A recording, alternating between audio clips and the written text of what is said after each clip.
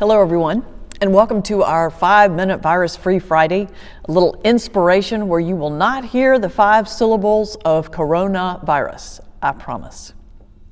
This week, there's been a lot of pain going on in our community of faith, a lot of loss, illness, a lot of crises, and it's a hard time. And I know this is not unique. I'm sure most of you who are watching this video may be experiencing the exact same thing right now. There's a lot of angst and loss and illness going around in this country and in this world.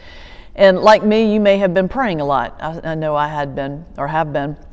But one of the things I found this week was that sometimes God answers and sometimes God didn't. Or maybe God did and I didn't hear it.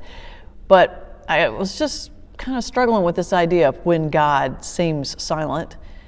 And of course, I think about my book, Laugh Your Way to Grace, first one I ever wrote, and one of the last chapters in it, which is all about when God is silent or seems silent. And I thought I'd share it with you today, if no other reason than I need to hear it, and maybe you'll enjoy it too. And it's entitled A Leo's Search for God.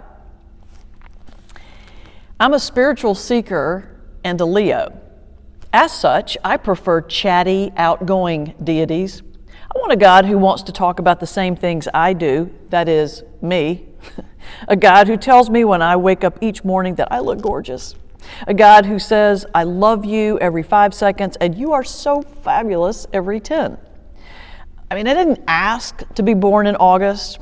I didn't even ask to be a Leo. But since someone or something chose to put me on this earth during that particular planetary grade, one would think that he, she, or it would take the time to ensure that my royal Leo requirements were met. Unfortunately, the deity responsible was, I believe, a Scorpio, a private, quiet sign that hates lengthy conversation. I first noticed this astrological breakdown at an early age. People on television, usually men with puffy white blow-dried hair, would say that God had told them this and such and that and such, and therefore we should do this and that. Why didn't God just talk to me directly? I too had questions, but unlike the television chosen, I never seemed to get any answers. Maybe it was because I lived in the South and my accent was too heavy for God to understand. Or maybe it was because the weather down south, summer, which ran early February through late November, was always hot and humid. Perhaps the number of answered prayers simply went down a good part of the year because, like every other Southerner in the heat, God felt sluggish or short-tempered.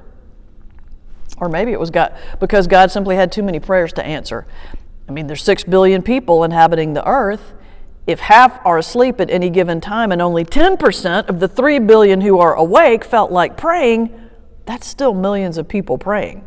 And that's just people. I mean, what if animals prayed too, and plants and rocks, and what about life in other galaxies? And of course, let's not forget the angels and the archangels who prayed loudly and all the time. I mean, God's got a lot to listen to.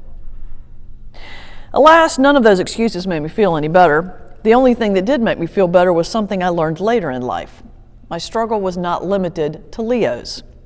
You don't have to be a fiery lioness to feel the weight of holy silence. We've all had that moment when we look around expectantly for some divine response, any response, and there appears to be none. Why does God sometimes appear to be silent? And why do those times seem to be when we most need holy assistance? Of course, over time I also learned that Leos never believe anything is their fault, which made me wonder, was the problem really with God? One thing I have learned over the years about Scorpios is that they are loyal beyond imagination. Often found in the background, they are nonetheless always there, a bit like Forrest Gump. Like in the movie when Forrest magically materializes out of the background in some major historical moment of the time. Oh, look, there's Forrest with President John F. Kennedy. Oh, look, there's Forrest with Elvis Presley. Oh, look, there's Forrest standing behind John Lennon.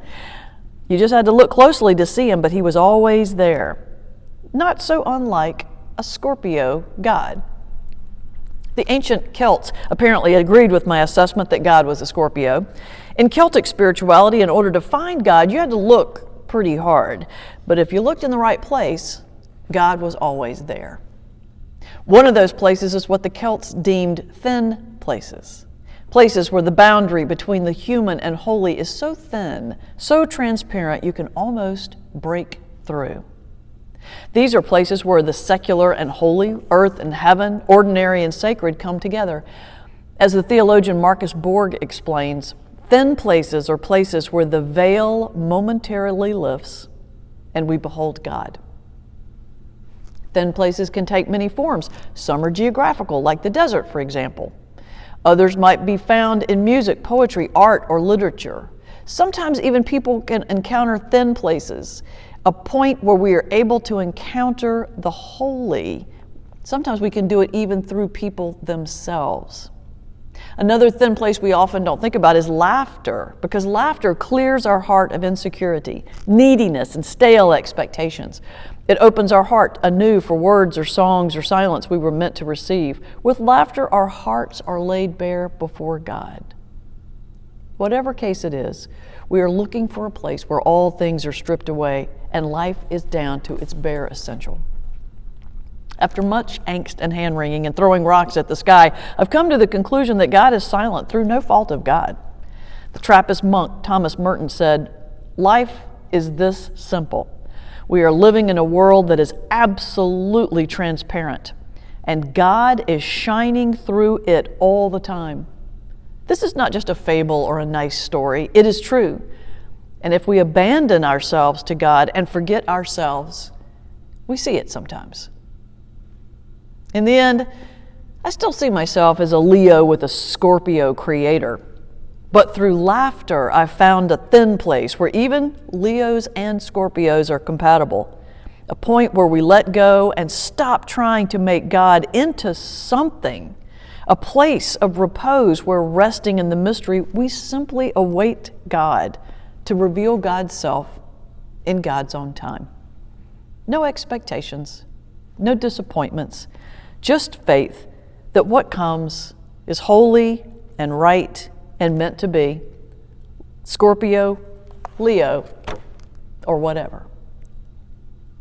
I hope you've enjoyed that little snippet of the book. Maybe it will give you something to think about this weekend and into next week as we pray through these issues and problems in our lives and wait for God's response. And until I see you again, I hope you have a great week, and I'll see you next Friday for our next 5-Minute Virus-Free Friday. Take care.